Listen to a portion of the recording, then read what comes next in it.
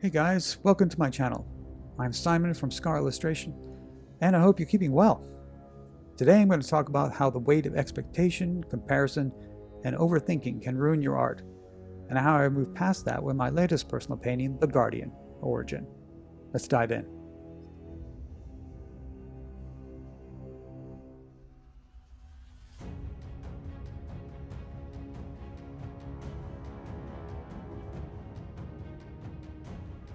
After I finished my last painting, I was excited to move on to my next piece.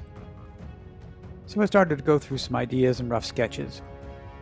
I wanted to do a follow-up to another painting that I'd done in the past, The Guardian. That piece was a surprise for me, in that I had no expectations that it was going to be good.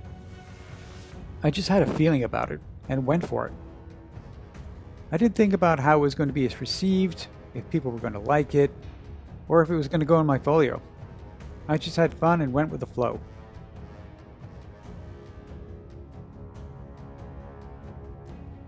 But as I was going through the initial ideas for this new painting, I started to feel those all too familiar emotions. Time was going by and nothing seemed to be sticking. There was no obvious visual hooks for me.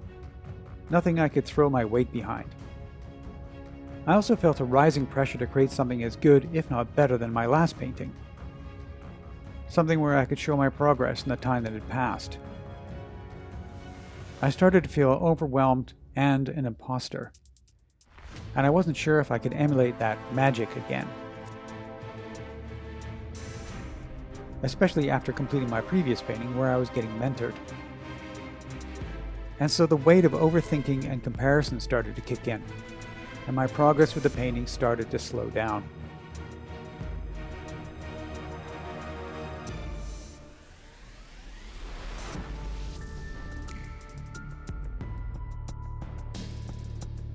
So I took a few days off and did some other stuff.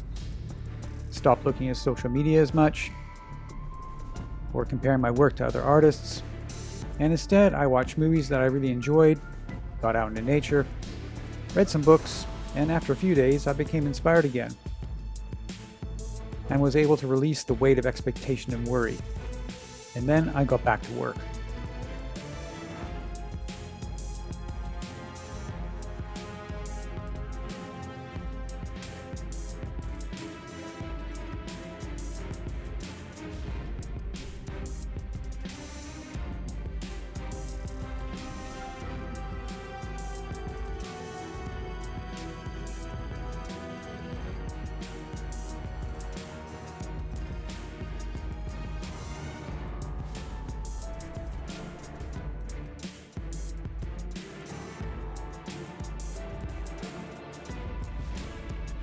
After those few much-needed days away, I was excited to get back to the painting. Firstly, I created an inspiration board to help me get the feel of what I wanted the painting to look like. I then quickly developed some new ideas and moved on to some color sketches. I eventually ended up with going with this idea. From there, I made a crude diorama of the scene and lit it as close as I could to the sketch. I find that creating these gives me some really useful light and shadow information. And I then took photos of that, as well as reference photos of the figures in the scene. And then I went through all those photos and picked the ones that were appropriate and all fit together. After that, I compiled the other reference I needed from what I could find online. And once all that was done, I started in on the final sketch. I spent a fair amount of time getting the sketch right.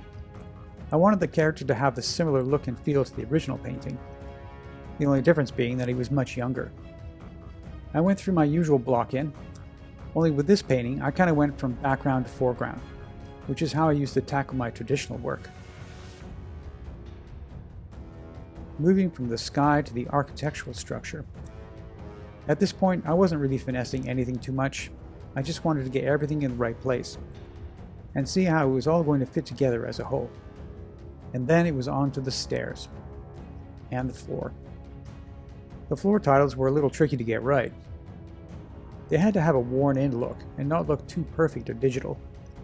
So I ended up spending a fair amount of time really studying my reference, and then giving the tiles a more distressed look to them. After that, it was on to the figures.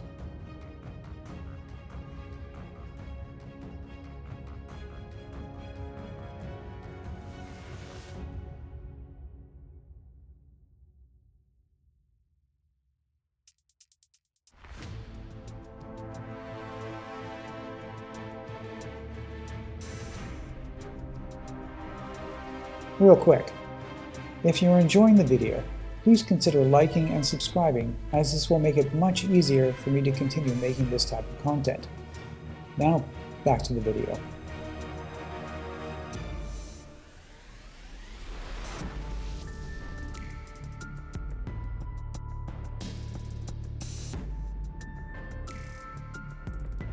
The whole idea behind this painting is that the main character has just joined the palace guard, and, unbeknownst to him, this is his first test. After rising before dawn, he had taken up his post on the palace's sky platform, which is usually quiet and uneventful, perfect for a new recruit, which is why he was happy to take the shift. Unfortunately for him, a couple of the prison's recent inmates had other ideas. They too had woken before dawn, only to find their armor and weapons returned, their cell doors unlocked, and no guards in sight.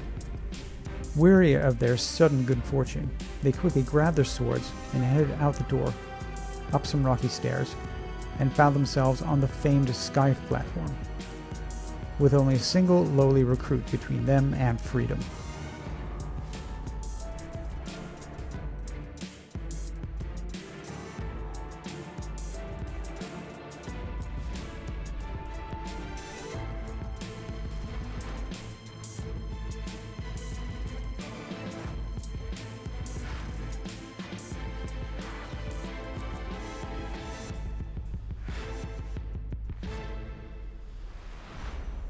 When I was designing the look of the characters, I had to keep in mind some of the aesthetics that I developed with the first painting, and this certainly informed my design choices for the two prisoners.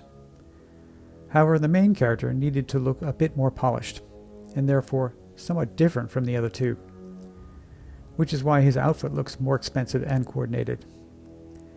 After all the elements were blocked in, I started on the most difficult part of the painting, the main character. There are a lot of elements to get right. The musculature, the sword, torch, armor, as well as the secondary life source coming from the torch. Once the main character was about 70% done, I moved back onto the secondary characters. The one on the left seemed to be going okay, but the helmet and his right leg looked off, despite my following the reference. Rather than dwelling on it, I moved on to the second background character.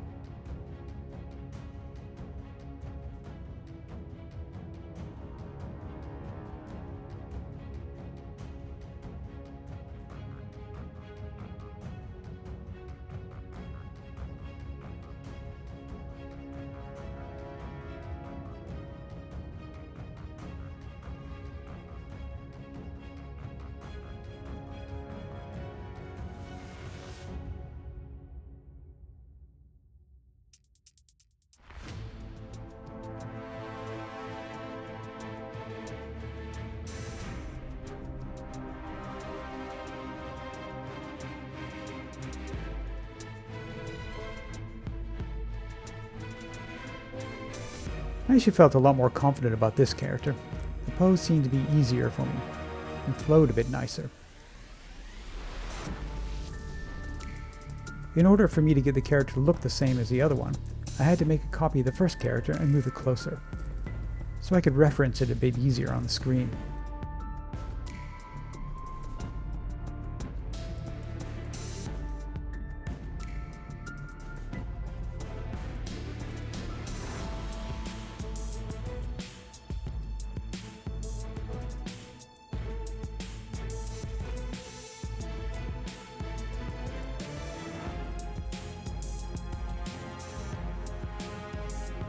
Once I had both characters in the same ballpark, it was time to move back to developing the background elements.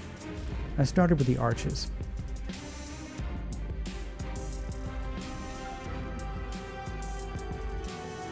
They were looking a bit too perfect, so I started developing a more distressed look to them, all the while checking my reference, and then moved on to developing the floor, before moving back to the background characters.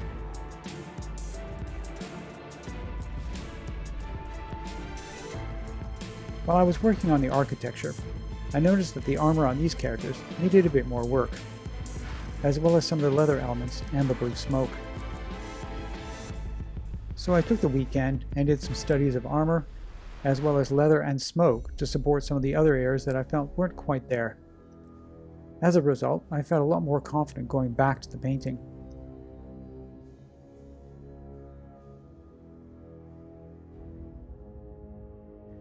After the background characters were done, I moved on to the second most challenging part of the painting, the blue smoke. I painted smoke in the past, but I was never really that happy with the results. So I decided to really go all in on this and see what happened.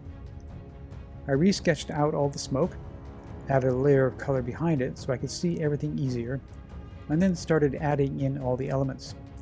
Getting this right required a lot of careful observation and spending more time looking at the reference than the painting.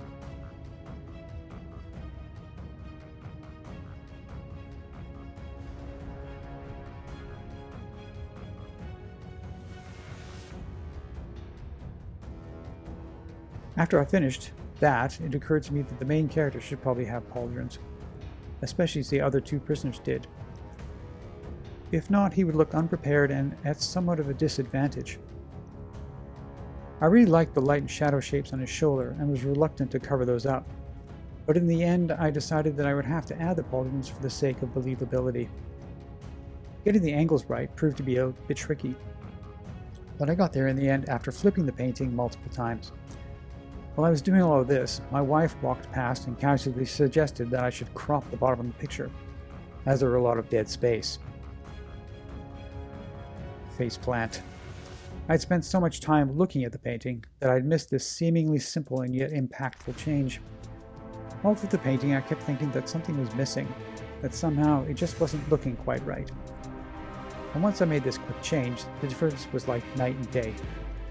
After that, I spent some time pushing some of the contrast on the main figure and working on his face.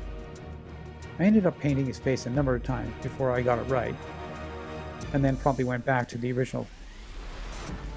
I then went back to the secondary figures and made some final adjustments such as fixing the right leg on the left side character, as well as finishing up the sky elements.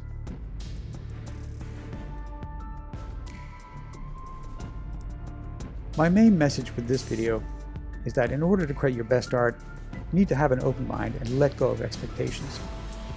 For example, I don't know how many times I've opened a new sketchbook or started a new painting and felt pressure to create something amazing, and for it to totally bomb. Or if I'm going to the gym and I've been working toward lifting a particular weight, but hadn't felt quite ready, hadn't slept well and didn't feel focused, and so with zero expectations had gone and lifted even more than I thought. Creating art is so much easier without the weight of expectation, overthinking, and comparison. Stop chasing the likes and the approvals, just have faith, stay loose, and go for it. You'll be surprised how much better your work will look, and how much more enjoyable the whole process will be. I know, it feels counterintuitive, but that's how the universe works. The more you want something, the less likely it's going to happen. Once you relax about it, the universe will hand it to you.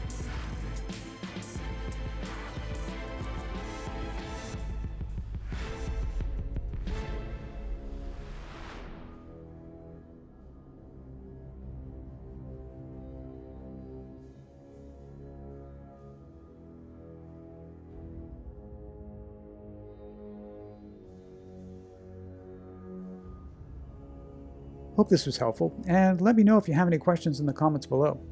Please consider liking this video and subscribe to my channel. Have a good one, and keep on painting.